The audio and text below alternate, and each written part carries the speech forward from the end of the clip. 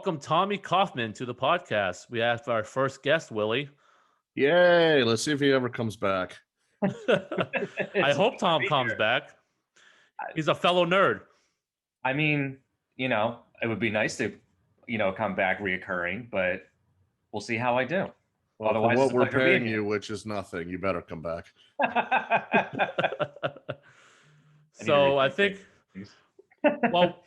well, Tom is a good friend of ours, and we thought Tom would be perfect for this because I'm sure a lot of our listeners have heard about all the cybersecurity, I'll just say it, shit shows that are going on across the world, especially in our country, from our beef being targeted to our what was it, our steamboats being targeted, and then our energy, and Right, it's really, gasoline.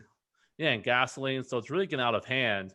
And I think a lot of folks are kind of questioning, everyone knows what cybersecurity is in general, but I think it's just a matter of a deeper conversation on the implications and how can we be more acknowledged and solve the issues of cybersecurity issues to prevent these matters at an organizational level, and what individuals got to do, because based on what we've talked about before privately amongst us, it's human, it's just humans screwing it up, as an organization. And then individual level, I think if people can honestly just learn more about security and on cybersecurity, they can help not only them and their personal cybersecurity stuff, but also help their employers who pay them.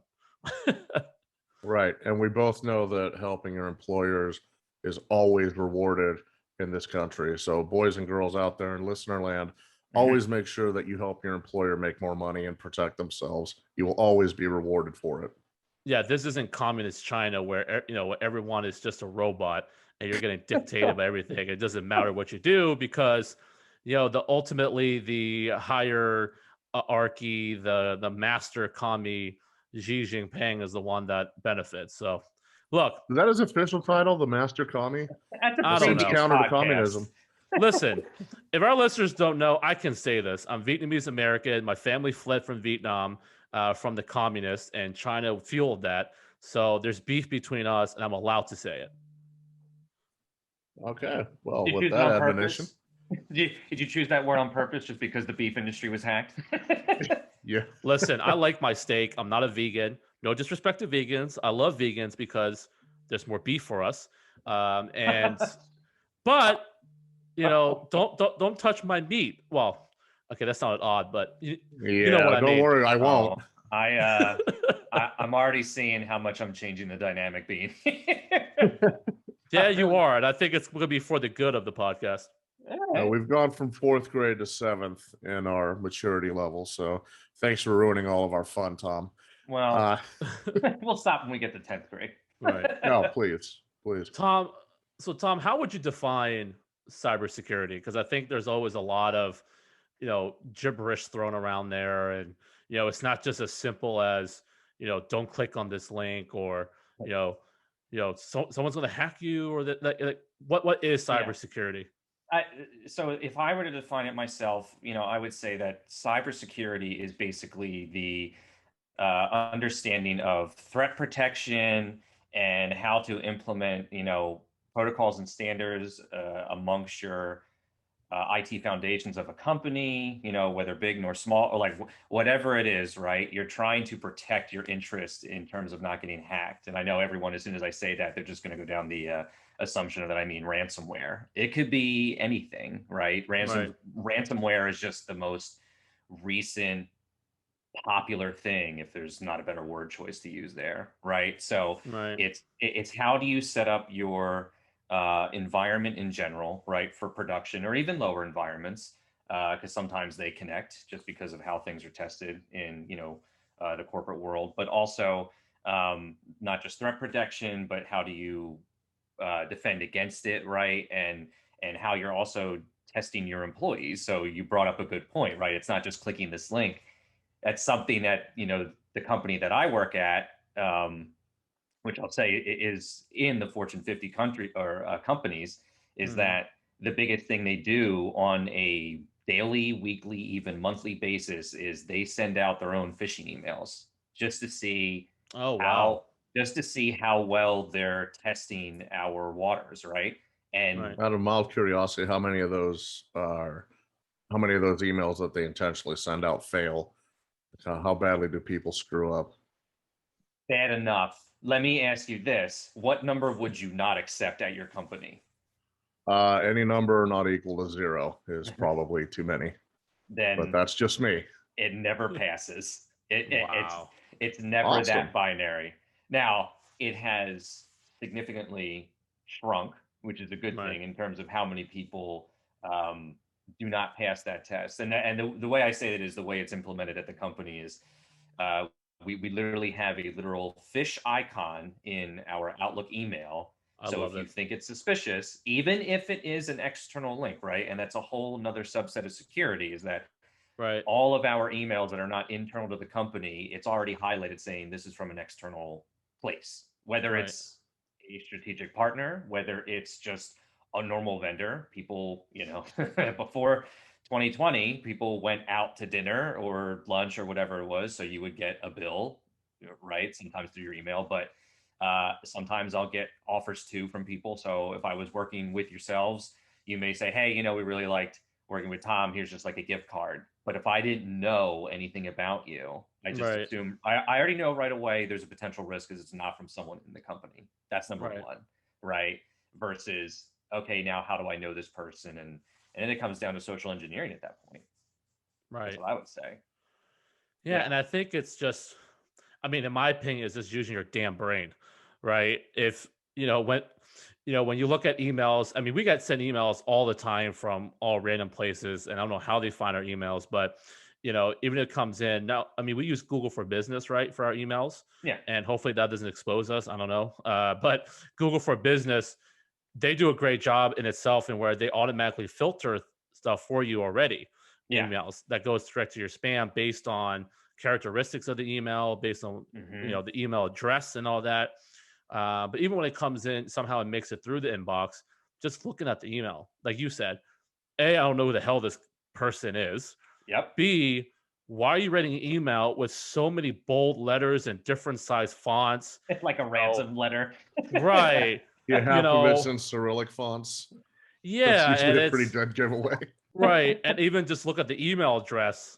Who uses Hotmail anymore? Or or Old they try to people. they try to be a company, let's say it's, I don't know, Target, right? But they spell it Target.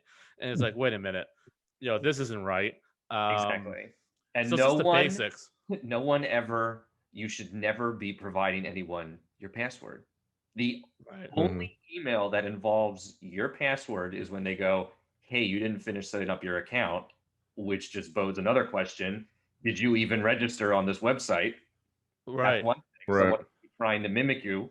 And then number two, which is the worst case scenario in a sense. And the latest one was Park Mobile. Park Mobile was actually just exposed. They had a threat detection, Wait, Park and Mobile was? I didn't know that. yeah, that was recently. But they didn't, from what I understand, because I have Park Mobile, and when they sent the email out and the news articles came out, they said that they didn't have the passwords breached, but they're also all hash encoding, so it's pretty secure in and of Right. itself.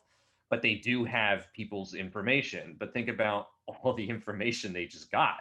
They could Yeah. potentially have your name. They could potentially have your address. They Credit definitely card. have not just credit card. They definitely have your vehicle's registration, right? They got your Wait. Hold license on. plate. Your Let me license log plate. up. Let me look at my Park Mobile as you guys talk. But Hold on a second.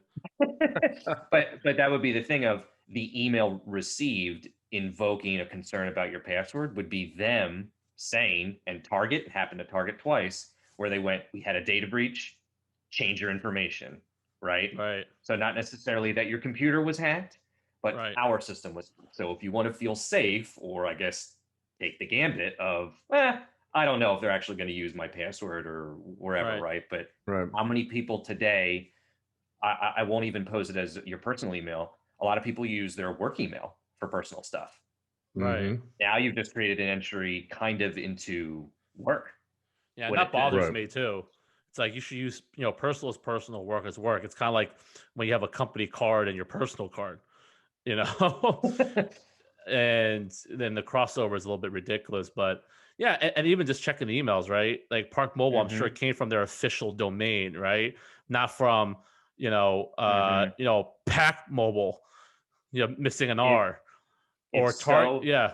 Target, Targeto.com. It Yeah, it Yeah, yeah, they're using the letters that they're not actually letter characters, but like they're, I don't know, like graphics or something. It's supposed to right, look like a letter, but it's not right. actually an English letter, And right? there's like Those an are, exclamation point or numbers. yeah, yeah. Yeah, Yeah. Or even it'll look like if that doesn't throw you off, then it may be like a subdomain too, Hmm. right? It'll say uh, target dot whatever website, and it says we're Target.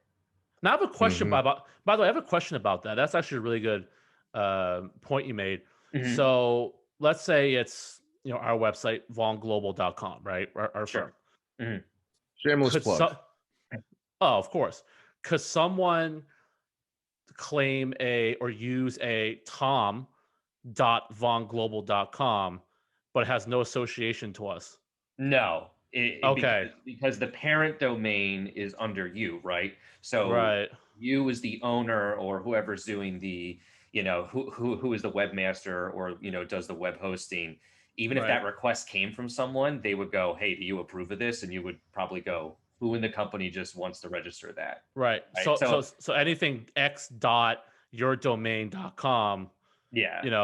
it has to be approved by you. So no one else can create it. Precisely. And then Right. that's where when you look at filters nowadays for emails, right? Because everyone has, if again, like myself, working at a Fortune 50 company, you Mm, have 5,000 email rules inside of Outlook. And I'm right. sure people do the same thing if they're on Gmail for their personal, right? Or Ymail, whatever. Right. Some people use Yahoo. Uh, Say Yahoo but still exists. I'm it joking. still exists. Uh, but at the same time, you can do an easy catch, which is I'm always going to trust star a wild card dot Right. whatever the parent website is because Right. no one's calling any subdomain other than that actual place, Right. right? But also Yeah. in today's world, let's say the Park Mobile sends you an email. I'm Hmm. sure when you log into the app, they're going to have a pop up that sends you a notification. So there's really Hmm. not many excuses today. And correct me if I'm wrong. It's not even sorry to call them out, boomers. It's really all ages that are falling victim to it. Because I have a bunch of friends that fall victim, and I'm like, guys, we're millennials. We should know this. What is wrong with you? This is what we grew up with, right? Yeah, dude. Well, One of them was a web cybersecurity is just designer. another thing millennials are ruining. So thanks for that. But would you say it's all wide ranges, right? It's not just a specific age group, even though we make No, fun. Okay, no, it's anyone and everyone. so we debunked that. Yeah. Yeah, and not even just debunking it. Most of the time, some people kind of know when they're playing with fire. I've been done it myself. Oh, I've done it myself, and it's most of the time from what I've seen online and what people what I've read, whether it's Reddit posts or actual news articles, a lot of it came from BitTorrenting and stuff like that, right? And it's not right.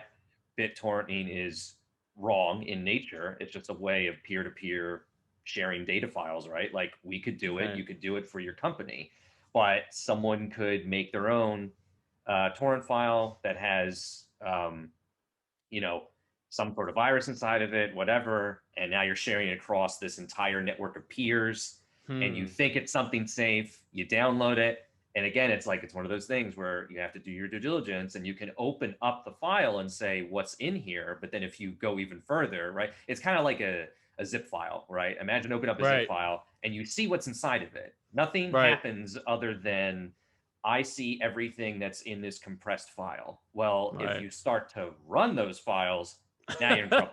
Now you're in trouble, Yeah. right? And I've done Don't it click myself. play.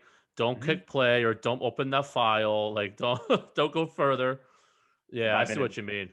I've been a victim of it myself. I mean, have you ever, either of you, Vin or Willie, have you ever too had a hack like against yourself? But I mean, like it actually has impacted you because I have. I Actually, mean, no. I actually well, never lucky have you. had. I've actually never had a true hack. The only true hack I had was talking about the files and luring you in is, when it's not a cheat meal, and I'm thinking I want ice cream, and then one thing leads to another. The fridge opens, and I'm like, no, I shouldn't. I should close the fridge, but it's Delonte. Okay, maybe let me just Oh one God. bite, Just a right? taste. Yeah, Nutra hacking. and I opened the drawer with the spoon. Then I'm like, oh, I really shouldn't. And then I finished the whole damn thing. So So now, Willie, we got to hack Vin's next fridge so that the LED display of what says is in there is just nothing but vegetable. Right. Well, I mean, that's a separate tinfoil hat conversation. Is do you really need a smart fridge? I mean, I'm barely smart enough myself. I don't know if I want my appliances outthinking me.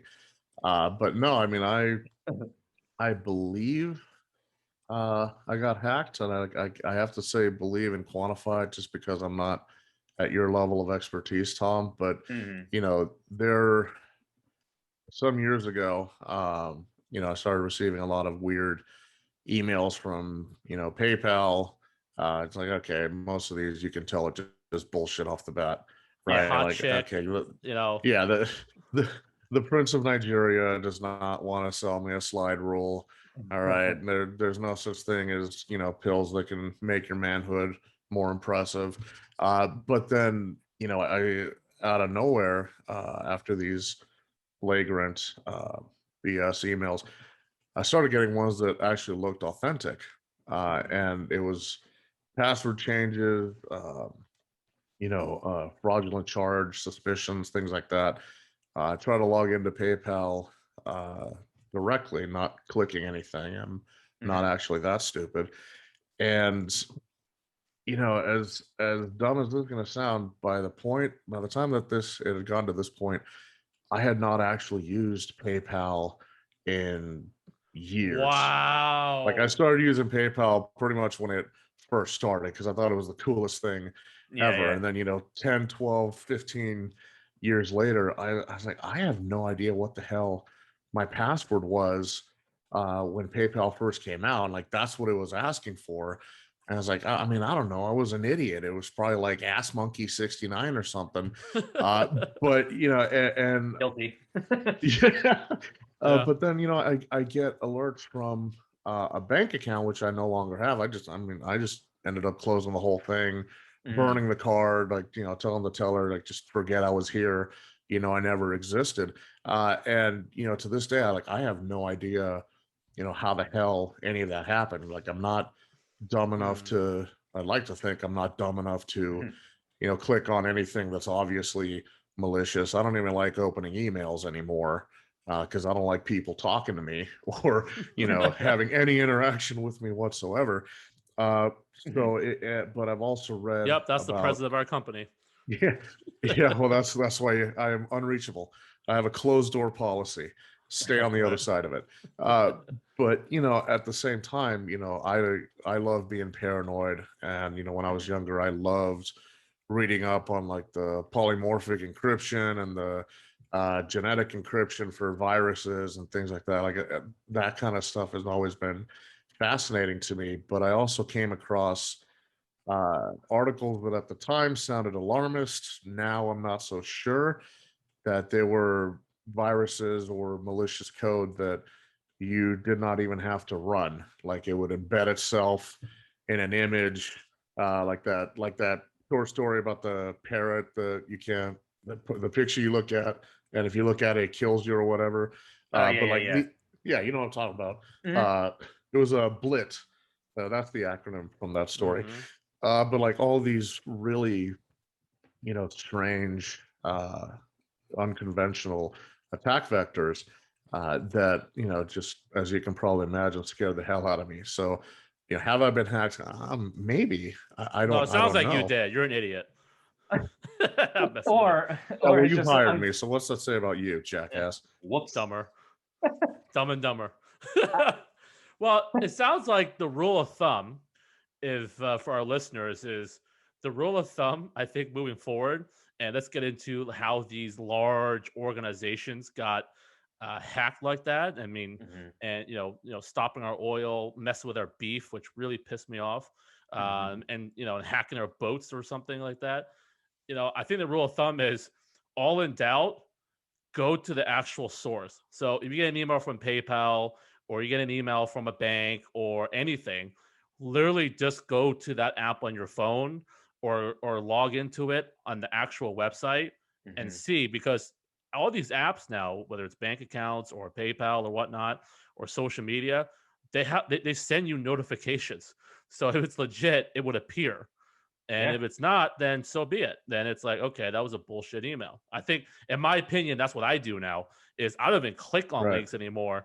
I just go to the actual app, and I will click on a link if it's someone I know, right? And it looks like a legitimate site, like www.bloomberg.com/Vin is king. Then okay, That's a fake. That has to be a fake. Nobody legitimate would ever call you that. yeah, And I even mean, then, those are right? half measures, Vin. The only, the only real protection to sever your connection, except for this podcast, go live in a shack out in the woods. oh screw you. Kill squirrels for your meals. Like that sounds like heaven to me. But if you're gonna Yeah, and wear your insist on being tinfoil connected hat. to the, wear No. your tinfoil hat so the government can't steal your sex thoughts. Yeah. But Are no, you and that's Alex that's Jones a going to great join point. together on Joe Rogan? Oh no. Oh no. I mean, I would pay to see that. Let me tell you, I don't pay for Spotify. I would pay to see that. Yeah, I would too, actually. Yeah, it but would be entertaining. it's funny too. You brought up about the links, Vin, right? That Yeah. this is minor, but at the same time, it's still that important. Even if you send someone a link that looks legitimate, we all know it, right? It's inside a right, depending on how your organization is set Oh up. wait, Whether yeah, it's you can G, highlight. Yeah, you can just highlight something and hypertext link the right. text. So I can make a link and make the link Yeah, look like something, or the next level, right? It's you have all of those tiny URLs, right? Because right. Right. That's a good point. if we didn't get already in our massive ADHD, which we're pretty sure is just the norm, right, of Right. every human, if we Yeah. didn't have long phrases for things, now we have acronyms, and now we just pronounce the acronym. It's the same thing with the URL. Right. No one wants it. No one wants an Amazon URL the size of your 30-inch monitor, No, that's a right? good point. Right. And then you do a tiny URL of it, and you don't. And there are things online to say, what is this, right? Like, where does Right. this endpoint actually direct me to? But Right. that is something you have to know. Or we could do is and look reply. at. Yeah, just reply. Hey, Yeah. what's this link? Because I think I did that to Willie once, where I said, hey, check this article about a great investment. I said, click here, right? And I highlighted here, linked it, and it took it to Bitcoin. Yeah, I Which, as think. we all know, Bitcoin is not a legit investment. But anyways, Yeah. Well, speaking of, was it a DNS hijacking, Tom? Is that what they call it? Like you're clicking to go to location A, and like the traffic gets routed to location B or something like that. Yeah. But yeah, that's something I'm gonna have to get you back for, Vin. So make sure you watch emails from me very carefully. And if people are still trying to put that in context of like today's current times, just think of any one link that you've clicked on that has brought you to a YouTube video of Rick Astley. yeah, It's the same thing. It's right. the same thing. There's no Except you lose difference. your bank account and all your life savings instead of just watching one of the That was greatest singers ever in the history of humanity. Oh God. that was my hack, by the way, against me. They got into my retirement account. Oh Oh wow. wow! And that was last year. And Oh, now I didn't know and that. now I know how it happened in terms of I was playing with fire, right? Right. Right. And then something didn't feel right. Nothing happened Right. in terms of my computer or anything else. Like, and again, it's all heuristics, right? If you Right. sense something, do something about it, right? So nothing was happening, and basically after I typed in, because I've gotten more into the field of I'm not always saving my passwords, not all of them. So I got to type them in. So it obviously had to have been a keylogger. And if Right. I'm using the same email for multiple things, not necessarily the same password, they can test it against a ton of websites. And the biggest thing that I'm going to end up saying is that for the normal end user, it's either called 2FA or MFA, which is dual factor or multi-factor authentication. Right. I did not have that set up, and I'll say it. It was E-Trade. I do use E-Trade because I'm a Capital One person. Damn you, E-Trade. But they basically, this hacker got my information, went into my account, and attempted to sell my entire position for all of my Roth. Wow. And so this is what alarmed me, is they didn't change the email address. All they did was change the password, but then they set up their own 2FA because they changed the phone number. Because if you're in the account, it doesn't ask to verify anything other than the fact that you have all Tom the must have information. had a lot of money. Tom's got a lot of money in there. I mean, they're getting Not sophisticated. anymore. They took it all. Now, I hope you had insurance on that, or E-Trade, backed you. E-Trade did exactly what they were supposed to do. So when I found out what happened, right, I called that. Well, the first thing I did was, like Willie said, you pull the plug. So what I initially did was everything that happened was on, I have my own desktop, and what I'm doing this podcast right now is actually on my laptop. So the laptop's not touched. So the laptop is technically safe. Reformat, wipe the desktop. Just wipe it. So any connection, quote unquote, is severed. They're not just burn it. Yeah, that's what I did with one of mine. They're not looking at me anymore on there. But now I got to call up and verify myself. And then that was always a pleasure. And I'm not going to knock anyone in support, but they were sitting there going, oh, well, this is how you do your token. And I was like, I don't have a token. And then they were like, yeah, you do. You set it up. And I went, oh, no. They went this far. And then I had to verify all this stuff. And then they had, the normal regulators and investigators, within E-Trade to make sure that this position that was potentially sold, we knew what they were going to do. They were going to sell the position, transfer the money to some other account, and then boom, they're done, right? And if they have all the access, there's nothing necessarily illegal other than the fact that's pretty But that's pretty sophisticated, yeah. But then they found out it was me, and it's as simple as this: there's always a paper trail as much as there is a digital trail.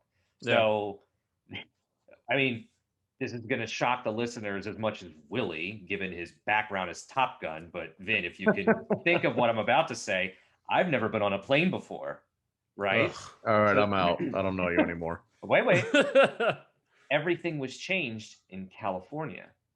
Oh. And they were like, you don't live. And I was like, well, what was the phone number that they updated it to? They were like, somewhere in California. I was like, yeah, never been there. And then they looked at the IP address and they said, well, this IP address is originating inside of California. And I was like, yeah, I'm going to go that far and say I've never been on a plane. So if you think, I don't even like road trips. I was like, if you think I drove all the way out to California, you're crazy, right? Damn, Then, but that was enough to be like, okay, this person has only logged into this account within the last month with one or two IP addresses, and now and both are in the East Coast essentially, right? I don't know where it's originating from in terms of not my house, but where the ISP is. And then it was, oh, wait, this other person or this place in California changed it. They're like, yeah, that's not you. So they did their due diligence. I had to fill out paperwork, make sure that I sent it in, do a bunch of verification. And before you know it, my position was put back into, all the stocks and, that's ETFs crazy. And stuff like that. Yeah. That's kind of terrifying. It is terrifying. But the nice thing there, too, is you have to applaud those corporations that have those levels of checks and balances. Which sounds like there's not many that do have that. And then you question how they do an intrusion inside of that company, right? Yeah, I mean that's a perfect lead to the recent issues. What was it? The the pipeline? You had the pipeline, Colonial Pipeline, and then you had the major cattle beef supplier, and there was a few more too. But now those hacks, Tom, were they quite sophisticated in how they got into it and held everything up until they got paid millions of dollars? Or was it just a simple, again, people were not well educated enough, or it was organizational matters, all the above? because that really surprised me to see that. And in my opinion, I think it's hacking groups slash groups supported by our adversaries, which we'll get into later, that are just testing our infrastructure to see, how easy it is to get in. And it's unfortunately, it sounds like it's successful. Yeah, I don't have the full update as of how it was done, right? Because that's Right. also kind of playing with fire. Why would you say this is what happened, right? Yeah. At least to the full extent, Right. right? Yeah. I Um, clicked on a porn ad, and all of a sudden, you know, w- you know, You all of were a the sudden, gateway to the Colonial Pipeline hack. That's what it exactly. was. But yeah.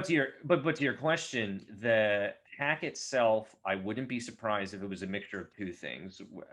I don't think it was brute force, right? And for listeners, what I mean by brute force is someone that is consistently testing every single possible password known to man, right? It's Right. just, and that's where it all comes down to computing power. These people, it's the same as, sorry to bring it back up, Bitcoin mining, which is ironically what they Ugh, asked, sorry. which is Sorry. but it's also what they asked for. They asked for millions of dollars worth of Bitcoin in that sense, right? It's Right. really, Right. I guess there's some exchange rate. It doesn't make sense, but that's another podcast.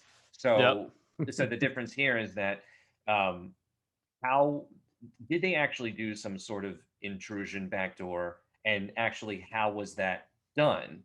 Was that done because of social engineering, right? Like Mm-hmm. if you know people, or if you're you know again, social engineering can be a stretch of, if you know a person and you're just working them to know information about them, you could probably take a guess at certain pieces of information, or you know that person and you know like their standard username, or you could take a guess at every company, right? What do most people have at most companies? I mean, mine at Right. the company I work with is my full name. It's Kaufmann at, well, I won't say it, but Mm. there, or it's first initial last name, or Right. it's just, if you're lucky enough, a company like Google, they let you pick what it is, which also is hilarious because I've worked with someone recently at Google.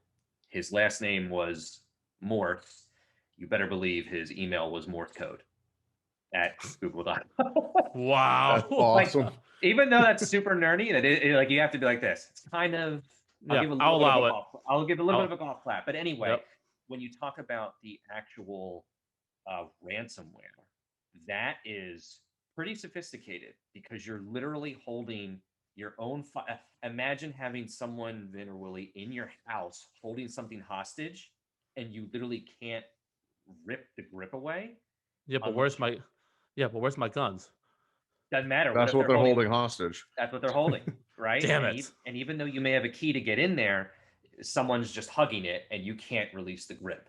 So the grip is, I think they said they had to shut it down. So the question is, for myself, and we'll use the pipeline for example, right, or the meatpacking plant, is they were out for a long time. Long time meaning not in production for at least a week, or even if it was 5 days, right? Like a business Hmm. week. How much chaos and destruction does that cause? And most of these places, when you read up on ransomware, they pay it because they usually pay it like that. If there's Mm. no quick way to do a disaster recovery, Right. and not reintroduce the same leak or hole, as it were, Mm-hmm. then you have to go either way back in time, or you have to pay it off. And they just ended up paying it off, right? So Mm.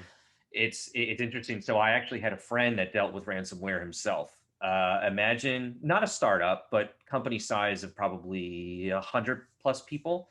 Startup. And okay, I mean they were in. I don't know what quantifies a startup versus how long they've been in business. Expansion phase. Yeah, Yeah. there you go. Yeah. I'm messing with you. Yep. No, that's fair. But then they got hit by ransomware. Again, I don't know how. It could have been through their, weak, I'll say WAF, which is a web application firewall, right? Yeah. Or just their intrusion detection wasn't there, or prevention system wasn't there, what have Porn you. ad. Yeah. But they made their way in, and basically they held hostage all of their database. And apparently that was the bread and butter to everything. Oh wow. They were actually able to beat it, but when you look at the scale of that company, how small they were, and the niche market that I know that they were in, Mhm. putting up your splash page to say, hey, we've had a data breach and we're working through it, isn't as massive as a concern, as opposed to, let's not even forget just the recent attacks on the meatpacking plant or even the Colonial Pipeline. Let's look at, I think it was 5, 6 years ago, Aetna or Blue Cross had a huge data breach Yeah. with their stuff, right? Well, even our government. Which one was that, Willie? Remember the It was government had a OPM 2015 or so. yeah. There was a They had huge one.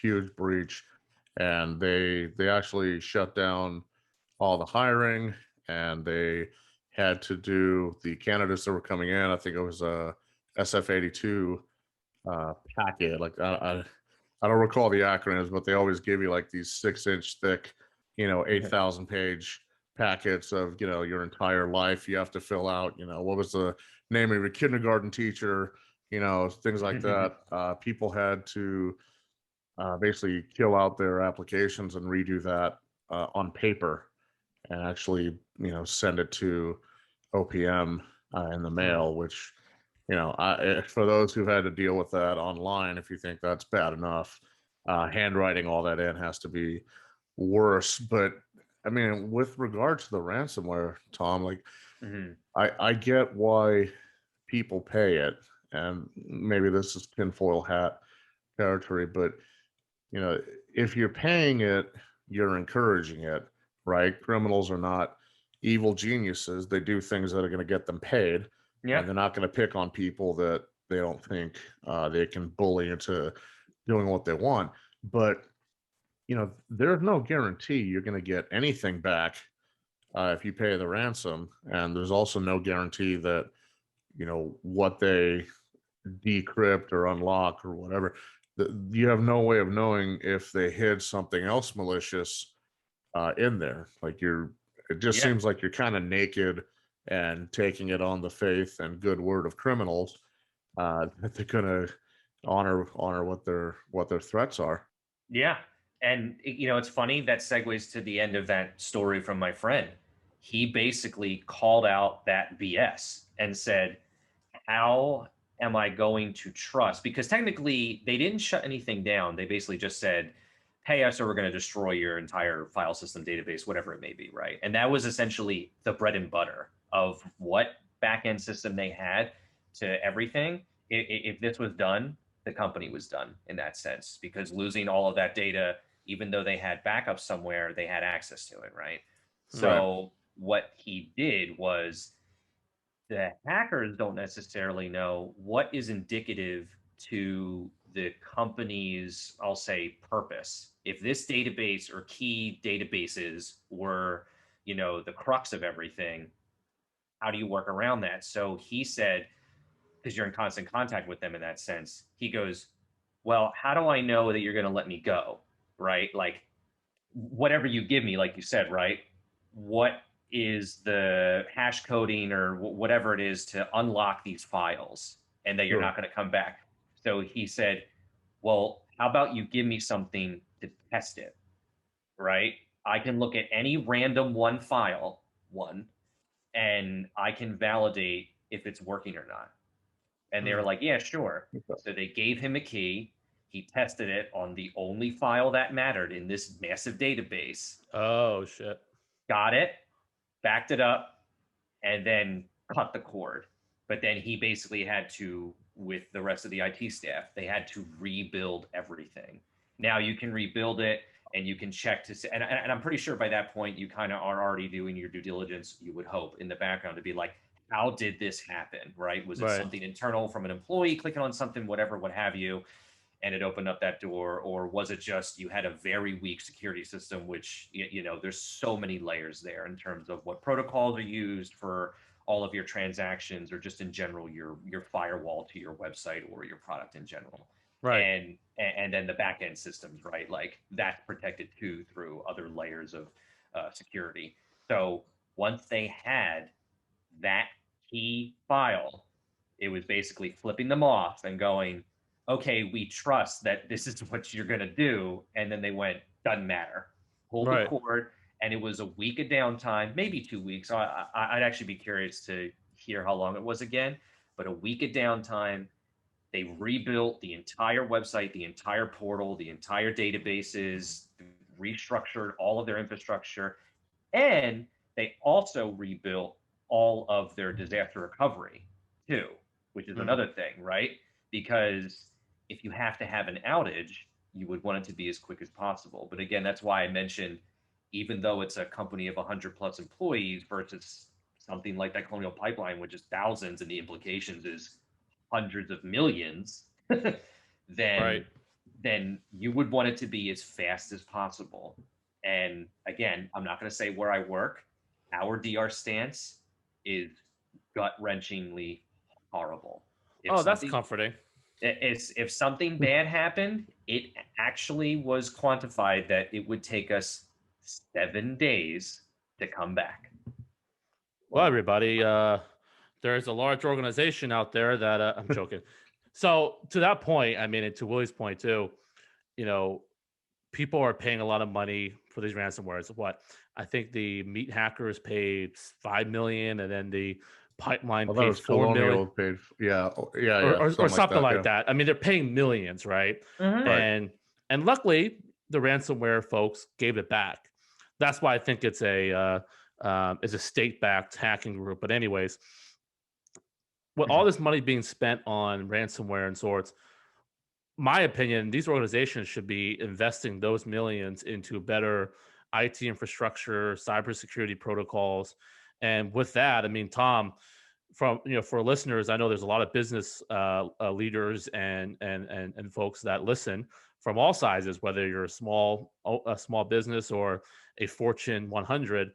What do you recommend for organizations to do? Because this is getting out of hand, and in my opinion, there's a lot of economic and national security implications here, because especially state-backed hacking organizations, they start seeing, oh, okay, these organizations, like you said, it's going to take 7 days, or these organizations are just going to pay out, and not the money side.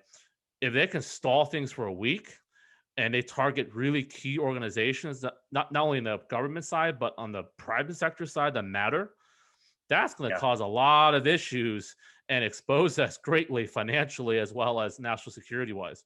Yeah. And so there's a lot of things I could take in Right. terms of segueing Right. off of that. And So, by the way, real quick too, I forgot that the New York rail system got hacked too. Yeah, the MTA. Yeah. Could you yeah. imagine? Yeah. Could you imagine? Go, oh yeah, we're just going to stop, all travel in New York Metro for a week. Like that's going to raise a shitstorm. I really wish you were going to take a jab at SEPTA. And just because we live in Pennsylvania, I really wish you're going to be like, oh, well, can you imagine Well, if no they one rides stopped? SEPTA, so who matters? I mean, I'm not getting sexual transmitted disease from riding I that. mean, I have to, Receipts. again, Yep. I have to, or I don't have to. I don't No, I choose know. to drive into Philly. But even then, it's what we call, jokingly, for those in Pennsylvania or Philadelphia who will get it, it's the Philly inoculation, right? It really is. That was the whole thing. I probably could have stopped COVID. It's just, all right, Yeah, this is how we're going to cause herd immunity. exactly. Build your But immune systems. But so the one thing I'll say is, what's the message I could say for businesses, big or small, is that I would say most of the time, if not 90% of the time, from what I've seen, IT does not make money. IT is a cost. You to pay for it, right?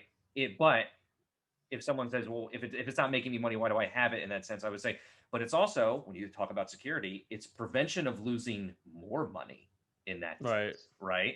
And Yeah, like so you it's said like about, insurance.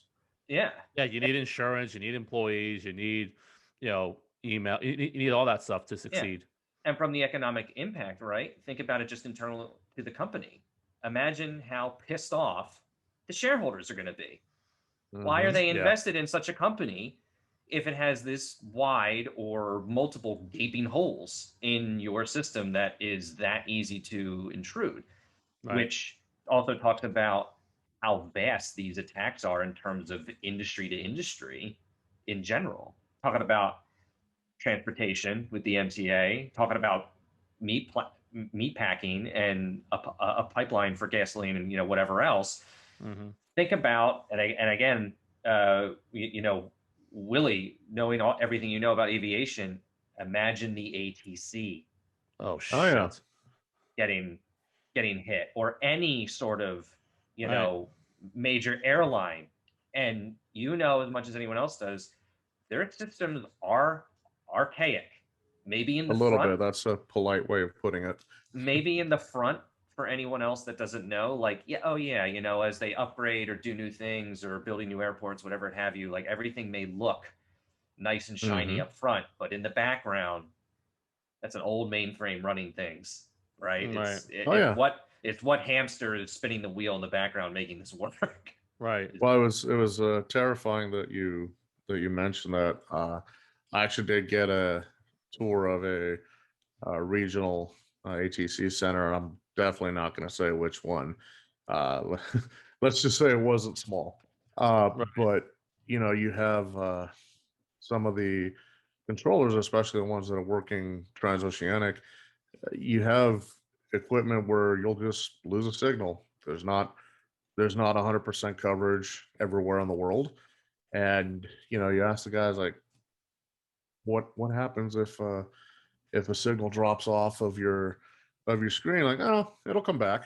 It's probably just in a Oh, that's a great black response. hole of no radar coverage, or there's probably some interference. I mean, if we're talking about security, it's not just from the standpoint of security against external threats, which I think I mentioned to you, Tom, the body armor analogy, right? Nobody wants to Yeah. spend money on IT, but the whole point of spending money on IT, much like buying a bulletproof vest, is prevention. You don't want to use it, you don't want to spend money on it, but the day you need it, you're going to be really happy you're wearing it. Mm. And it's not just the threat vectors, but it's from an internal standpoint, the reliability, right? Equipment ages. We are not using the Apollo computers to conduct this Zoom call. And, as technology gets more advanced and more complicated, that only makes the testing and the verification and validation of it that much more important, but also that much more difficult, right? So what, in terms of cyber, like how much, if you had to quantify, just guess, how much of the threats are external malicious intent versus just single string failures, or people screwing up? Like, is there actually a quote unquote solution to this? Yeah, because Uh, it's like the what's the TLC shows, like the murder shows, like it's always the Oh yeah, from in yeah. the home. It's always Right. it's It's always always the the wife for the spouse. husband. It's always Yeah. the spouse. Yeah. it's always from inside. I don't know that I could actually quantify the number, and that's the thing, right? That I've mentioned before, is it always feels like it's connected, even if it is something internal. It's probably coming from an outside source that wants to get in, and it's Right. how you play that field, right? Right. That would be my assumption. But then it's also, if you're talking about what it's like internally, and this isn't even a jab at where I work. This is everywhere. I know it's everywhere, just Mm-hmm. from other friends and that I have that work at other companies, and it ranges from insurance to fintech to Silicon Beef. Valley startup, beef, whatever Beef. it Yeah. is, right? Mm-hmm. You have people internally for whatever business application that's applicable to whatever. They do things at a standard that is not up to today's standards. And then if you have, and I will say that I have a ton of faith and a ton of respect for the company that I work for their specific cybersecurity team. They have, they're the regulators, and they Mm-hmm. sniff this stuff out all the time, to where they go, why is this transaction from server A to server B, or application A to application B, whatever it is, you're using this old, for some technical jargon, TLS 1.0. And it's like, it's something that's probably going to be discontinued soon, as in terms of a transport, versus definitely shouldn't be used anymore because it's way less secure, right? Why are you doing it this way? And is there a what do you call it? I'm trying to think of the word. Is there an exception to the business that it has to be this way, right? Right. And then it's talking about exposure internally. So I mentioned, friends that work in insurance companies, stuff like that. Just imagine exposing accidentally a log file to, when I say the general public, I mean internally to other IT people.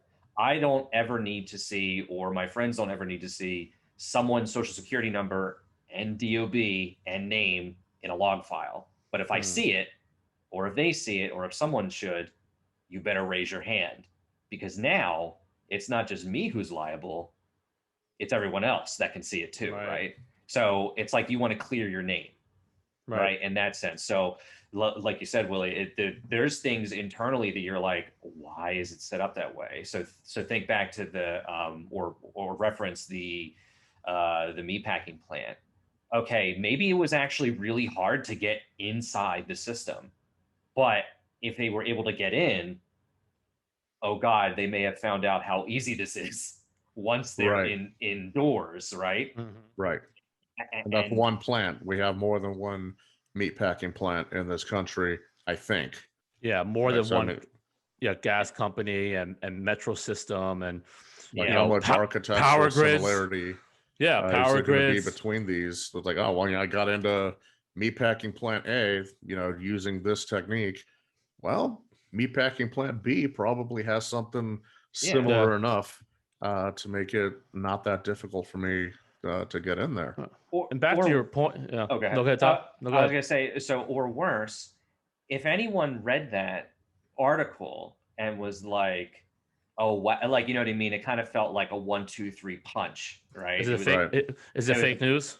No. But it's like, first it's the pipeline, then it's the meatpacking, then it's MTA, right? And then you're going to ask, what's next?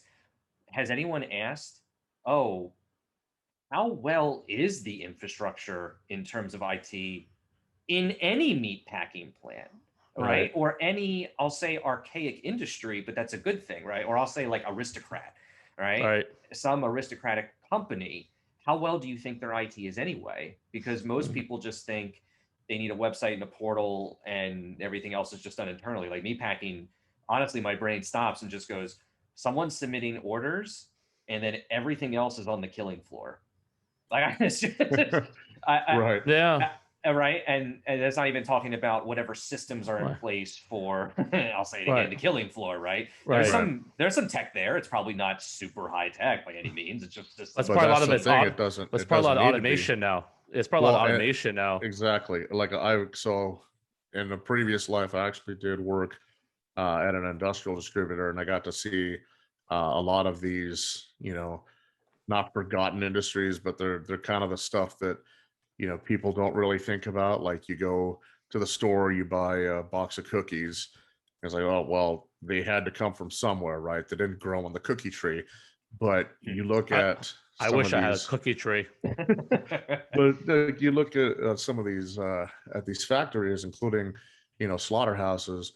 A lot of the conveyors, a lot of the machinery, you're right, it is very automated and it's surprisingly complex when you get into like the programmable logic controllers, the servo controllers for like really, really precise motor movements, but also, okay, everyone's like, well, who cares if you can hack a PLC and make a motor spin faster? Well, I don't know. Why don't you ask the Iranians that got hit with Stuxnet? Motor speed kind of matters sometimes, but a lot of these systems are also integrated into metal detectors at bakeries. Anything food is going to have some metal detector. A lot of like pathogen screening devices at another place that they better not touch my bakery. But it's like these big commercial factories. How many people, when you mention cybersecurity, are going to say, wow, you know what? I really got to look at that PLC that I'm running in the after bacon room, or the metal detector that's on the cookie finishing line, and make sure there's no malware on it. And now we're not just talking economic harm, but now you have potential bad actors who can cause physical damage or death, or via poisoning to the general Mm-hmm. population. So it's not just the crazy nerd in the basement sitting at the computer trying to transfer a millionth of a penny from every transaction into his retirement account. Like, these things have serious real world complications that people just don't want to think about.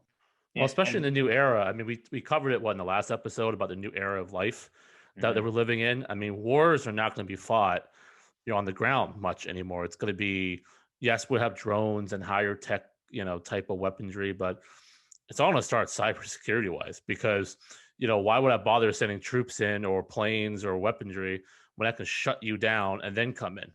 Right. So Right. that's the scary part of it.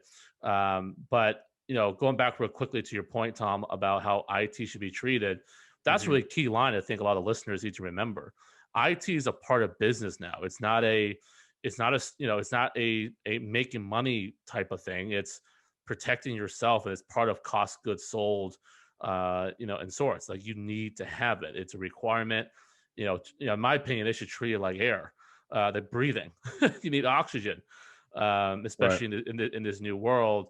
But Tom, what you're saying something? I apologize. No. So I was going to say, but I can even go off of that is Willie mentioned it earlier too. It's, making sure that you're up to date, and up to date doesn't necessarily mean, if I'm building this web application using this type of technology, and I'll just say, something of like a backend where it's like it's Node.js, or everyone knows Python, right? But like, I built this thing in Python, and then they want Right. to change languages to something new, right? Like Google has created a few languages of themselves, but then it's like, well, should you jump to that, right? And I Mm, say that because yes, it's new. It probably has new or current standards, but then you go, but my product still has that. So that becomes almost like a sunk cost with IT, right?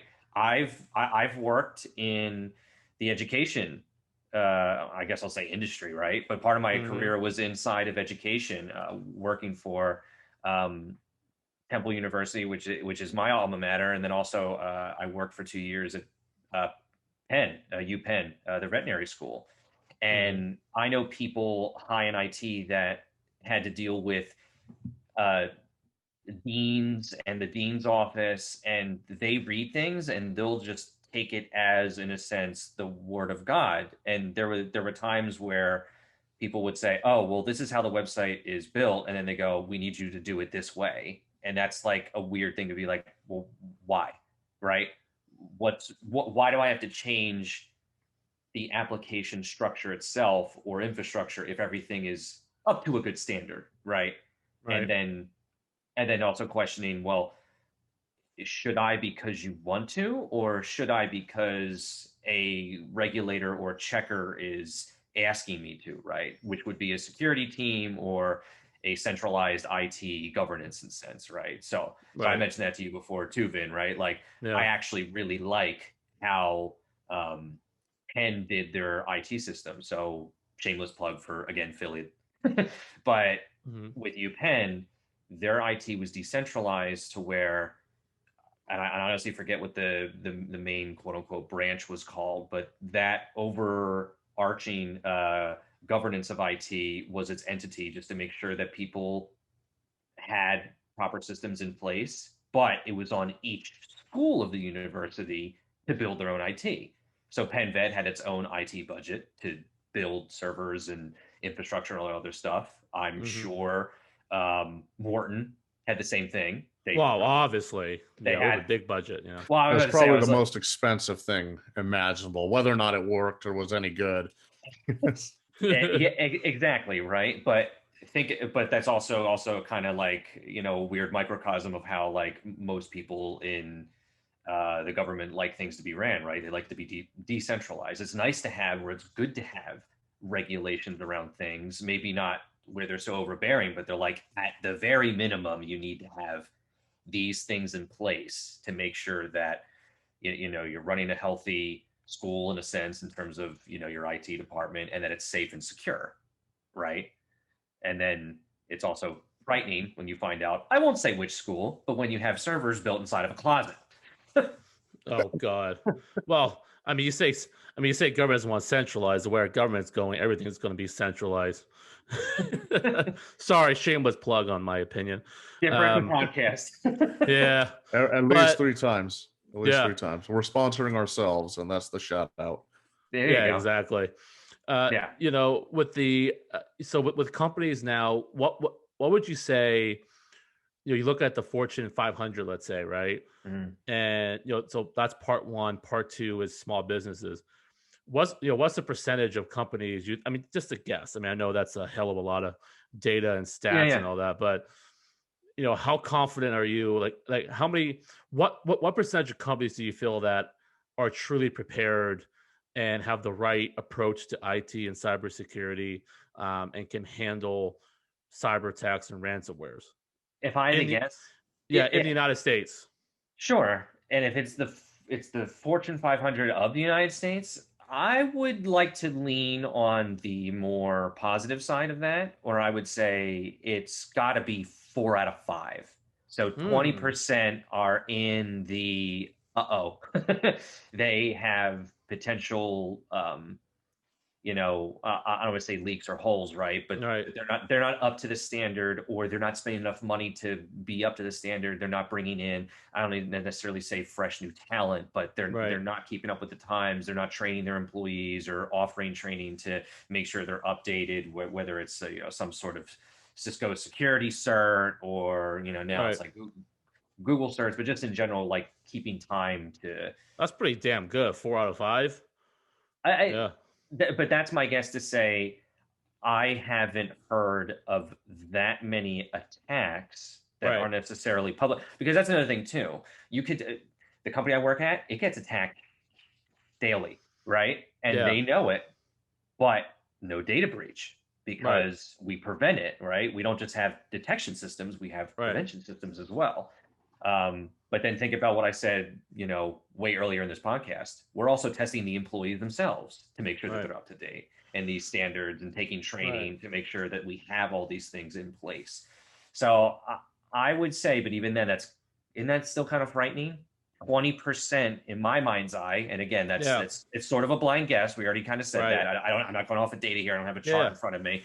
But Is still, that 20% is still, yeah. that's frightening. And then I brought it up too one time, is that I said a lot of people have the intention of going, everything has to be cloud based, right? Everything has to go to the Cloud. cloud, Sorry. everything.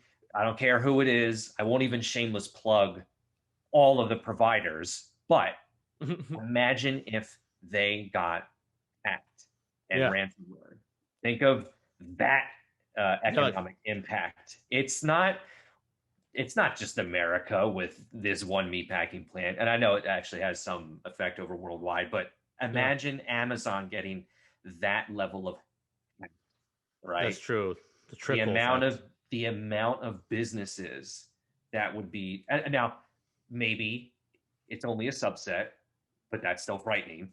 Right. Even if it's 10%, there's probably a disgusting amount of companies, as it were, that make up 10% of AWS's traffic or holdings in that sense, Right. right? Right. Right. So, and that's the other thing too. In a way of insurance, well, I'm insuring myself in a way of, I'm basing it off of Amazon Hmm. is incurring all the risk. That still doesn't matter if my company or platform or whatever it is goes down, right? Again, goes back to Right. the whole, hey, shareholders are going to be pissed, right? Right. They're going to be furious. So what Yeah. do, right? Do you go with an all cloud approach and you assume all the risk is on that vendor, provider, whatever it may be? Do you keep everything in house, which is now, seen to be in recent times archaic, and you don't do it? Or do you have a hybrid approach, right? You, Yeah. you have, in the sense you have multiple layers. You're not just relying off of a cloud provider. You're also relying off of stuff internally. And Right. that could also be just from a DR stance, right? Disaster recovery. Everything active and running today is technically cloud based, but I always have this, trump card in my Right. back pocket, because I have whether or not it's a data center or it's just servers somewhere in a rack inside of a mountain. Right. Right. And then it's another question of how fast can you prop that back up if you ever had a Yeah. massive. I say screw it. I say, let's go back to pigeons and, pigeon messengers and, Owls. the owls, all the old school stuff. Screw it. But I mean, 20% of Fortune 500, that's a huge amount because those are, the largest companies we have. But if that's the case with private, again, I know we know it's a guess. Imagine the public sector, right? I mean, that's what really concerns me, the government public side, because they have all the most sensitive data, to be honest. I mean, people, yes, we've had private companies being hacked, and that needs to be addressed, and private companies need to get their shit together, and have people like Toms everywhere in their companies. But the public side is what really worries me. I mean, between not only defense side and the obvious ones, but like we talked about earlier, infrastructure, right? The power grid, and all that. So that's kind of scary right there, in my opinion. And could you two think of, I have an idea of what I said earlier in terms of what business or public sector thing or entity would be up to date with its technology. And again, up to date is a vague reference. We've been talking about up to date hardware, up to date coding, right? Like, imagine, like, police stations have been around forever. Right.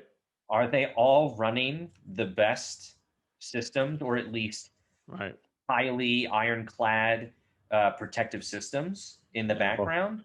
The 12 or 13 I've seen in Southern California, no. Well, right?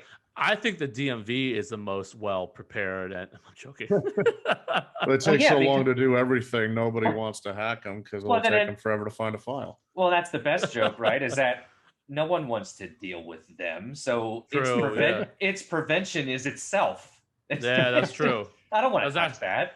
That's actually a good point. Yeah. Right. But even then, do you think the DMV is super up to date?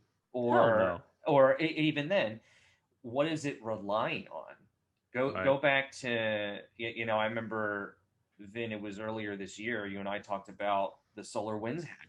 I think it was earlier this year, right? Yeah, SolarWinds hack, yeah. And then there was a public statement, I forget if it was on like Twitter or what have you, but someone blasted an intern publicly because they saved a private certificate, a private key, which again, for people that don't know, you present certifications to make sure that you are a secure connection from one entity to the next, right? And this private key that was being presented, if you can guess the password, it's like anything else, but it's so encrypted that there's no fear of someone hacking that, but you could also just guess it. And its password, or its key, was password 1.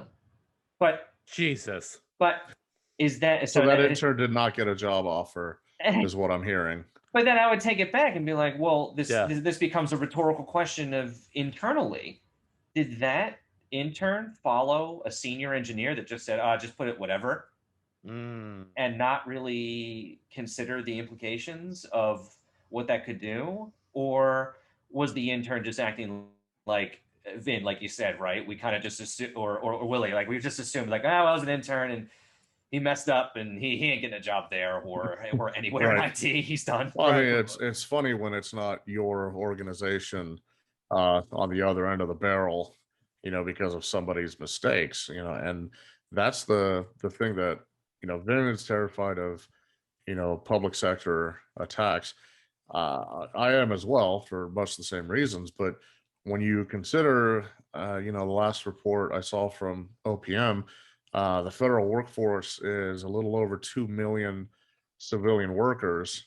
Obviously, that's going to include, everything from the sysadmin and the branch head, down to the guy that sweeps the trash in the halls, right? So, quantify that number with some disclaimers, but that's still several hundreds of thousands of computers and potential points of attack. And even if you air gap everything, we have a long and sad history of, people doing bad things from inside, right? Everybody remembers Aldrich Ames and what an asshole of a spy he was, but there was also the naval officer, I forget his name, in 2016, that was basically ferreting out, data and things of that nature. Like it almost seems like to have everything be actually secure, not only do you have to protect on the cyber side, but you have to find some way of removing the the human from the equation without taking away access, right? Because Right. 2.1 million civilian workers, I guarantee you at least one of them is an asshole that wants to get back at the government and will take the Well, a bunch of them are the opportunity if DMV. given the chance. Yeah. Yeah. I can tell you at least one is Well, from the DMV right now. well, it's on the federal level, but sure, there's probably several at the Right. DMV. I think that's the DMV's whole function, is to engender a smoldering rage in its employees. But and that's what I think is actually terrifying, is that a lot of the really damaging infiltrations in history, whether you're talking about the Mongol invasion of China, or people just walking out with classified documents, uh, so many times it's like a honeyed seduction of, you will benefit if you do this horrible thing and commit this incredibly awful criminal act. Right. But it's hardly ever coercion, right? Right. People just seem to go into this willingly, and that is, to me, truly terrifying. Well, like anything in life, humans are the problem.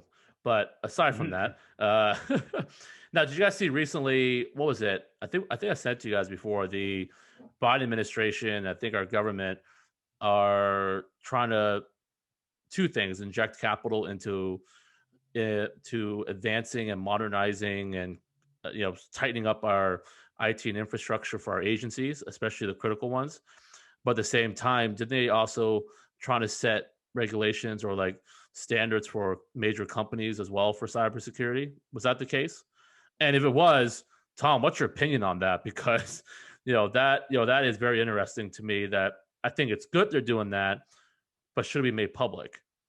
You really painted a target on government agencies, which is frightening, right? Right. Saying you gotta upgrade, and this is why I'm proposing this. So Right. now you just said to everyone listening, oh, it's not up to date, brute Right. force it, right? Right. And even if they don't necessarily brute force it, I'm just using that as just like a general term, but it's like, now they're coming. So is he trying to trick something? I don't know, but Mhm. that's also concerning. It's nice to know that the statement itself shows, right. It's like the what is it, the 10 or 12 steps from with alcoholism. It's like, the first problem Oh, is 12 steps. yeah, First is step is admitting you have a problem. awesome. I It's always nice. miss that step. It's nice to know that we have admitted internally, but yet publicly, we got a problem, we got to address it. Great. Was there a different way to say that? Possibly, right? And maybe it's not saying so much that and he's gonna be right in a news article. And I'm not trying to say it was fake news or the media is out to get anyone. It's just more or less of that could be misconstrued from his actual words being said, right? He Right. probably just wants to be up to date as much as possible, which again, that's also vague. What does that mean, right? Right. Are you upgrading defense systems, like, and I mean actually literal military defense systems, or is it public sector defense systems in terms of like people hacking like an ISP in that sense, right? I know that's kind of somewhat privatized, but even then, it's like you get into the main area and then it's done. So Right. um,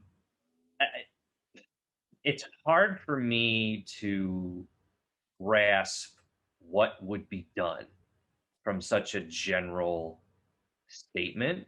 Yeah.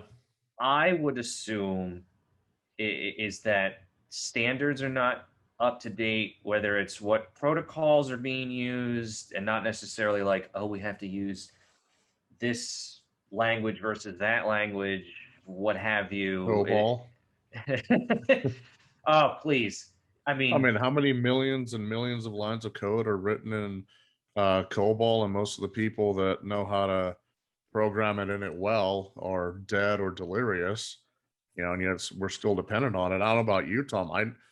COBOL was not an option at university for me. If you took a programming class, you had C or MATLAB or Java or something else that yeah. was not written in the 1950s. But here we are continuing to depend on this legacy architecture. Yeah, and it's usually wherever COBOL is, it's in the background, and that's the crux. Like there are still mainframes running big portions of any sort of business that I'll say it in terms of like an aristocrat. And like you said, I didn't have that option. I wouldn't necessarily want that option. Hell no. Kind of would be cool in the sense of like a nerd thing, be like, oh yeah, I stretched from like super old all the way down to, or all the way above up to like this, recent language that's being written in. But go back to the pandemic. Remember what happened to Jersey with when they were everyone's trying to file for unemployment. Yeah, it all crashed. They started mass employing COBOL programmers. It's like a call to arms. Wow. It's like a call to arms. I hate to use the word boomer, but it was like a call to arms to people that were of that age group that knew that technology and could program inside of it. We need boomers. Right. But then you go, oh God, think of that. That's the unemployment system. That's all economics, right? And then and then you question too, is that a part of that administration's plan? If it is, that's a good thing. I would applaud that in that sense. Upgrading so far away from that system, right? But then even then, because it's so old, it's going to have an outage of some sort to actually do the upgrade. And, as opposed to everything now, to coin a phrase for our listeners, is everywhere you go in a job now that's some sort of engineer or application developer, they want to know about what with CI/CD pipeline, continuous implementation, continuous deployment. So anyone that has a cell phone knows that when you're on, whether it's an Android or an iPhone, every once in a while it's like you open your phone today and there's another update. That's CI/CD. That's CI/CD. They are. I didn't know that. They are continuously improving or implementing new things, and even new is vague, right? It could be a bug fix or a patch fix, right? And it usually shows the developer notes too. That's always funny when I look at anything Google that has an update. It literally just is a generic term that just says bug fix, patch fix. Right. Okay. You probably want to know more, but okay, whatever. So when you think of that, that is with current tech, maybe not the newest, but the current. You cannot do that with such archaic systems like holy crap.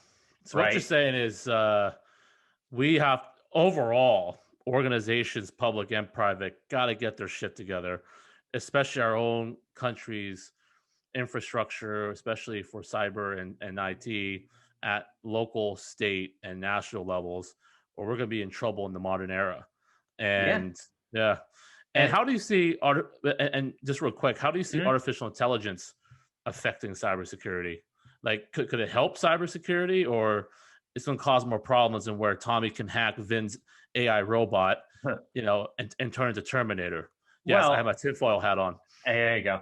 So what, I'll take from part of your previous podcast with like the new era and talking about AI and its actual purpose, right? More of an enhanced intelligence, right? Based off of what we have and what we know, and then just learning more and then improving on it. So you have, I'll bring in also machine learning. So a lot of systems that are implemented today, whether it's some sort of monitoring system for infrastructure applications or even threat detection and all that stuff, machine learning to me actually is kind of a double-edged sword. The reason I say that is because I've worked in businesses before that there's a problem, right? And we'll just say it's like, oh, everything's slow. So everyone here that's listening that has ever experienced slowness on a general website, whether it's Google or whether, well, I hope it's not Google, but because how else would you search? It's never going to be. It's never going to be Bing. It's never going to be Bing. So how do you search? But if it was like your ISP, what does everyone do?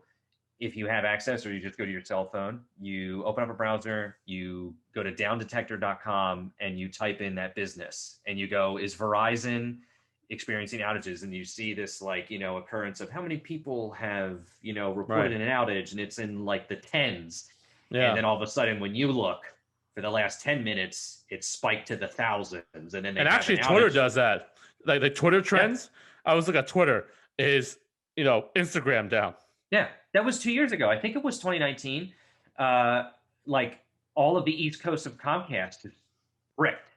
Right. And it's as simple as, forget cybersecurity or anything else. It could have been a disgruntled employee. I remember hearing from people that it was as simple as someone pulled the cord and they shouldn't have. Wow. Now, did they need to charge their phone or what? Like what prompted that? I mean, maybe they were testing. They were testing the redundancy, and they were triggered. It failed. Karen got triggered. It failed, right? Like, what do you do? So, but going back to that point, machine learning, it detects there's a problem. We'll just say it's slowness, right? The response times are incredibly slow. So why is it? And you try to figure that out. Well, with machine learning, the funny thing is that after a certain amount of time, if the machine learning isn't, and again, I'm not well versed in that side of technology or anything else, if machine learning isn't super up to date or super complex, after a certain amount of time, it will show that this is the norm. It's no longer a problem. So imagine going from, as you browse today on Google, reading the news, Bloomberg, whatever, right? It's pretty fast. It's pretty lightning fast. Now, this is what would happen. Oh, it's slow today, and then it's slow tomorrow. So you know that Bloomberg's having an issue. What if it went on for and I'm not saying this has happened, but if it went on for a week or two, you may just accept, oh, that's just how it is with Bloomberg, right? No, it won't. Now, I'm not saying that is actually a thing with Bloomberg. There's no affiliation or assumption there at all, right? I will call Mike myself and raise a shit show. But from that aspect, right? It shows that there was a problem because this is abnormal. It's usually a super fast speed. Now it's spiked, and it holds that spike. Is that the new norm? Maybe it is. Then here's the funny thing. I've had this happen too. That's the new norm because let's say it's all day you're trying to fix this problem, and then the problem goes away even though it's super high. Right. And then you legitimately fix the issue. You find what was slow, restarted whatever service, or fixed whatever code deployment, and it's boom, you're good. You're back to normal. The object or whatever it is that it's monitoring goes back down to super fast transaction speeds. Then it goes, hey, there's a problem. Right. This is too fast. Like it's almost working against itself. So now go to AI. AI will probably help because it's going to analyze those heuristics much like, as you said previously, like a human, but way more improved, right? It's learning from it's gonna have in there why transactions should be as fast as they should be, right? Right. And some monitoring tools actually have the analysis to go inside of the actual code and be like, that's actually the problem. AI probably would take it to the next step where it goes, oh, that's the problem. Maybe there's a couple levels of it. It notifies that team or that person that does that application code or infrastructure engineering and says, you need to fix ABCD problem. And this is going to resolve this or provide better performance, whatever it may be. And then probably the next step is this. It notifies people that it found the issue or that there is a potential one. It's going to say how to do it, and then it does it. Right. Right? And even though AI is still, I would say, relatively new, you're going to blink and it's going to be here. Right. Right. Yeah, it's like raising a child. You blink and all of a sudden it's a asshole of a teenager. Yeah. So let's not talk about my personal experiences. your past life. I don't even know Willie's. I don't even know Willie's. I don't even want to know. No. So okay. So it sounds like based on what we've learned so far, it's that private and public organizations, I mean, yes, get their shit together, but they really need to have the mentality of treating IT as a really critical functionality of their business, part of cost of goods sold, part of it's integral. Like it's not a separate thing. It's not, Yeah. for profit. It's, it is vital to your lifeblood. You have to have it. It's like a human body. You say you need a brain, heart, balls, I guess for dudes, right? And so, but no, your liver is just as important, and your kidneys are. It's like IT. You need to have it, right? You can't lose one of them. Um, and then just in general, they just need to get up to date, and they need to educate their workforce and to have proper procedures in place, and they need to spend money into investing into that.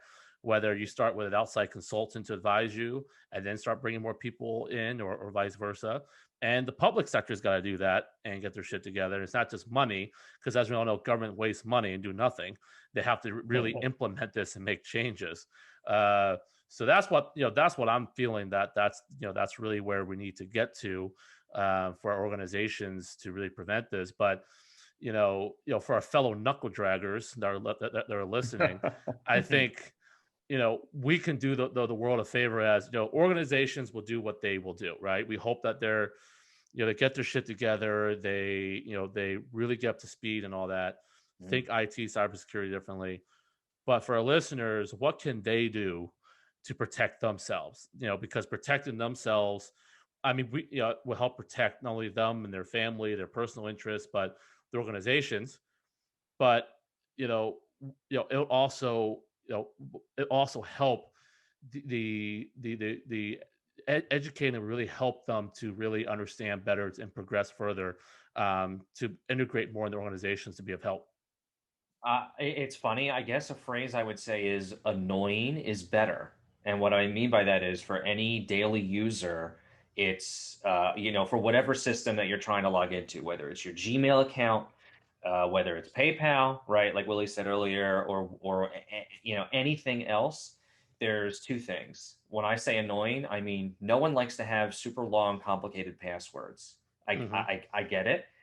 Technically, and this was done, I looked it up, by the NIST. They did research, and they found out that the length of a password is actually better for you.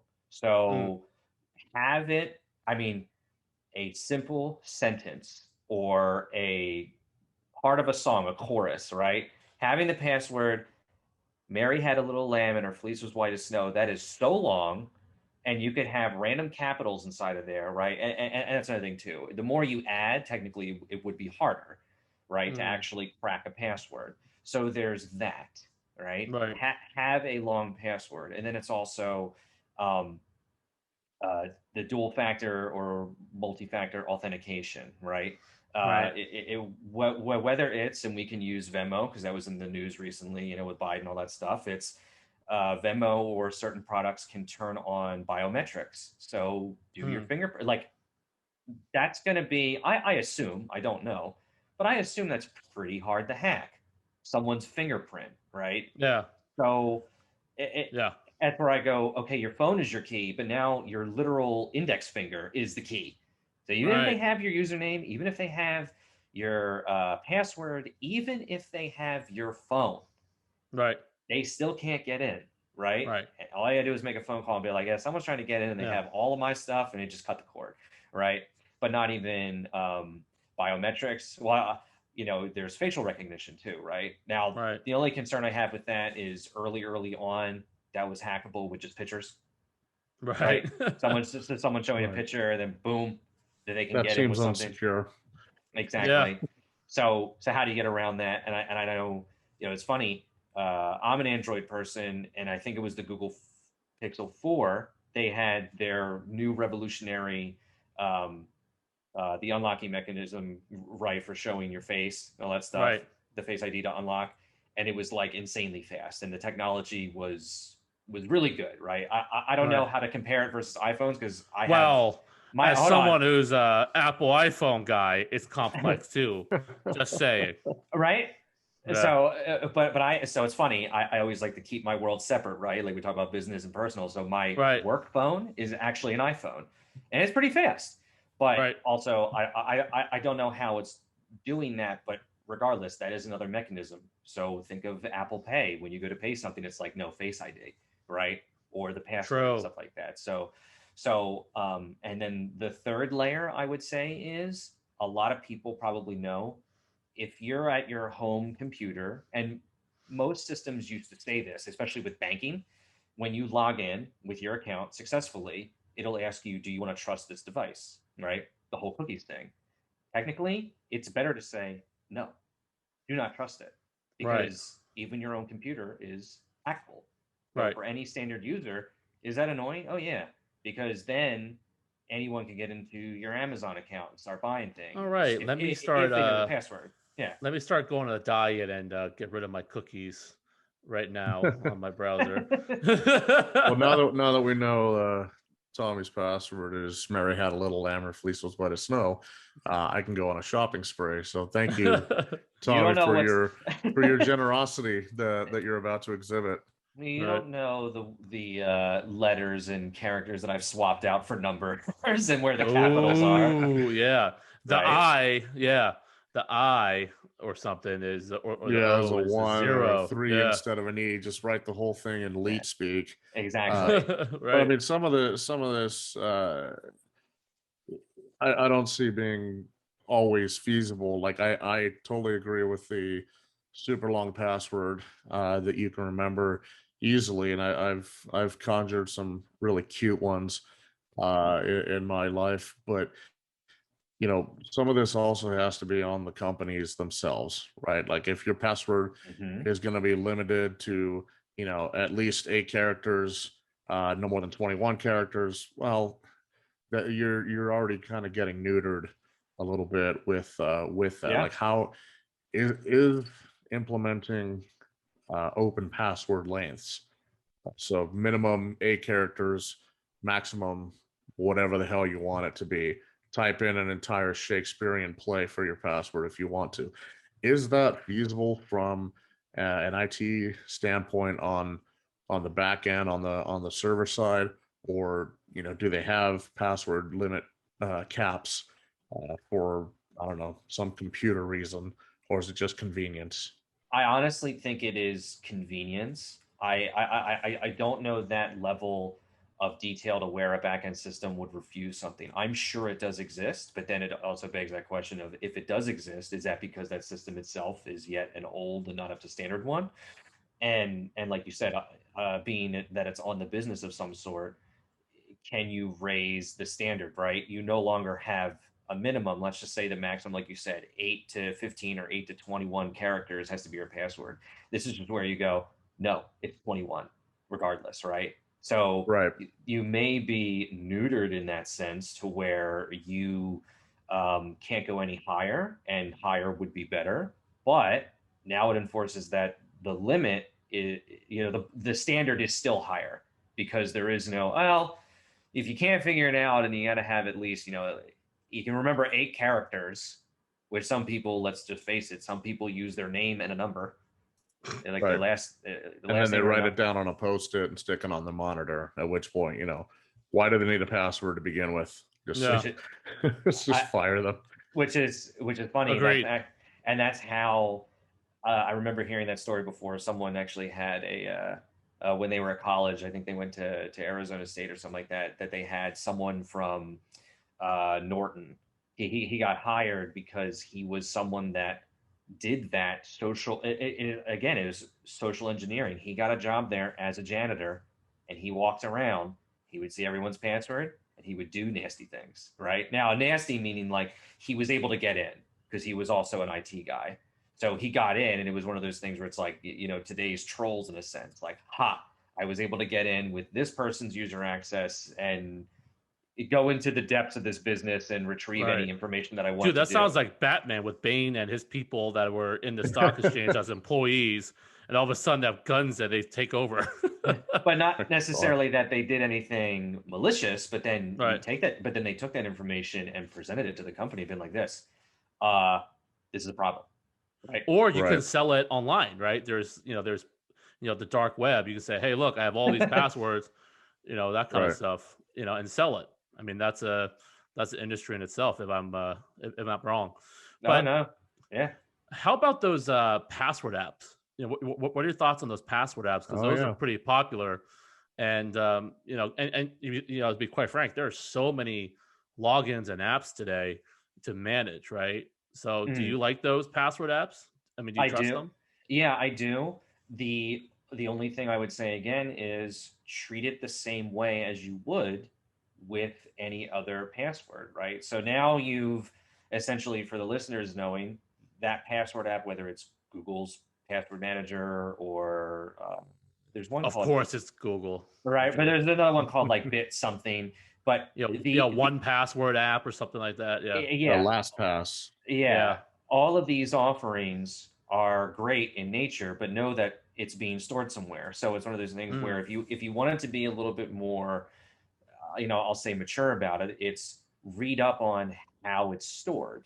Because if everything is stored in plain text, know that means this software is just saving a text file filled with the username and password associated to it in some format that is easily read versus something is encrypted, whether it's the actual password itself or it's, dually encrypted to where it's not just the information that's encrypted, but then it's the actual file holding it, right? So mm, now it's like multiple layers that you're going through. But to go back to any other end user or for the listeners, um, approach it the same way, like I said, with any other password. If you're going to put your trust into it, which I have, then make that password um, super long, yeah. complex as you can, Make but it a all paragraph. right. But also, if possible, set up another dual authentication with it itself. So again, even if you're, you know, that itself is an increment of risk, right? Is now you're trusting another system, whether you're hosting it internally, it's something that runs on your machine, which again, your machine is hackable, or if it's hosted on some cloud network. Again, if it was Google, it's all hosted on Google's network. So if it's hosted there, make sure you have as many steps or hurdles as possible to make sure that you're the only one can make this happen, Right. right? But other than that, that being the long-winded answer, the short answer is yeah, I trust it. Just Mm. be, smart with it. Yeah, don't use password one for that password holy grail for Yeah, everything you password have. 2. Oh, No, sorry. an Yeah, Password two. exclamation. Yeah, exclamation. Yeah. right. Oh, wow. Well, Well, Exactly. this, yeah. we have to go back to the scene from the movie Hackers, and I'm dating myself here, where the bad guy, good guy, says, as I wrote my memo that none of you bothered reading, the four most common passwords are love, sex, secret, and God. Just have that be your password, all four of them together, just for the sake of irony, if nothing else. Yeah, I never watched it, so you're dating yourself. You're missing some fine cinema, man. Yeah, I sounds like can't it. believe that movie didn't win like 8 Oscars. So I think this is probably for the next episode, but something to touch on real quick before we conclude here and let Tom go. Blockchain. Now, Oh God. yeah, blockchain and secure. Everyone's talking about blockchain and how secure it is and all that. Is that going to play a role in cybersecurity? And is it worth all the hype? I think it will play a role when it's questionable. And I think that's because if I were to take a stab at it, I think people consistently and constantly use blockchain interchangeably with Bitcoin. Hmm. And while that tech is related to it, it's not the same thing. One is a bullshit currency, Thank whereas you. That's why whereas we an, love Tom. To whereas the another moon. like fine, make Hmm. money off of it. I don't care. There's probably worse ways to make a buck, but Right. just whatever. Versus it's a proposed currency, Bitcoin or whatever fictitious coin anyone wants to name, Hmm. versus the technology behind the scenes, right? Everything's peer to peer in that sense. Having your own system of, handshake, and all that stuff, it probably will, but again, it's all being used for cryptocurrency. Nonsense. Yeah. Right. Exactly.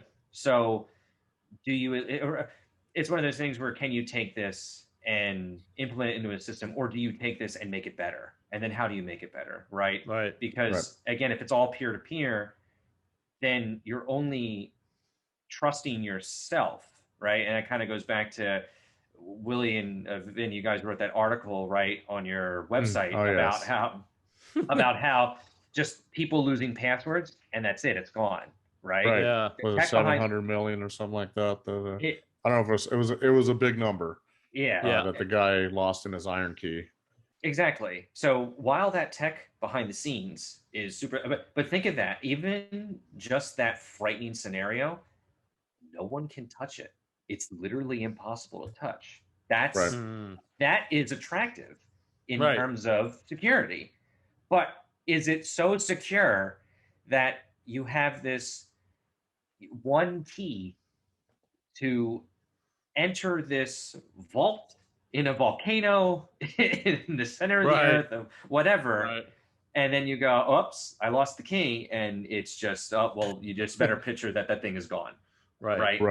It's just gone. So it's a matter of balance. Like, and like you said before, not only balance, but not everything new is great, and we got to learn it more, and just do whatever works best for you, and stay up to date. Right. That's kind of what I'm hearing.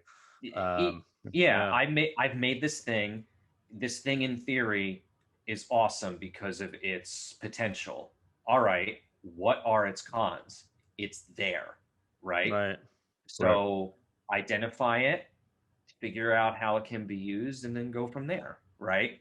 If it's all peer-to-peer based, I know what I'm about to say is, kind of like B2C, business to consumer, but maybe blockchain plays a role in that, right? It's I have some entrust with the business as a consumer directly, and it's just me with the business. I'm not under some, I don't want to say organization or corporation, right, which is all B2B, but they're only trusting me as an entity. So if you think of like databases, it's like a one to many, right, versus like a many to many, type like that. Maybe that's pliable.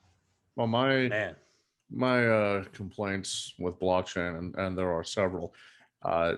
I mean, I know the big kind of hype is that it's a zero trust system, but in reality, it's not. It's a trust everybody system, because you're trusting that the miners who are approving transactions are not bad actors. You're okay, great. You have your hash cash and all this other stuff that keeps your wallet super secure, but there's also an article I read on Wired, I believe it was Wired, that estimated the cost of a 51% attack on most of these big blockchains is approximately, or at the time the article was written, was approximately 260,000 an hour, which, okay, I don't have the means to pay for that, but at the same time, I'm not a hostile foreign government. And at the same time, the cost to break into a bank's computer system, or any one of the 10,000 or so banks that we have in the U.S. and the civilized part of the EU, is a lot higher. And I don't see people are all the hodlers are it's Byzantine fault tolerant and it's so awesome. Like, okay, well, we have Byzantine fault tolerance in aviation. On most of the flight control computers are built specifically for BFT, but we don't need a huge network to get it done, because that is one application where speed is super critical. If you're flying a jetliner with 300 asses in the back, the last thing you want is lag in your computer system, right? So it just, a lot of it seems like really, really clever ways to solve problems that are not there, okay, or that are already solved. It's like, well, it's secure for smart contracts. No, it isn't. If 260K an hour lets you conceivably rewrite a ledger, well, what the hell do you think that's going to do for contracts, or legal documents, or intra business transactions that are stored on blockchain? Like, I don't I don't see it going anywhere but bad. Right. Mhm. Man, I mean, this is a lot to consume.